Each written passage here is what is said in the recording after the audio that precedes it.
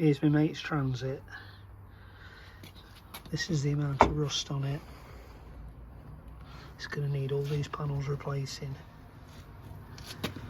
This is just where I am at the moment. It's gone now, look.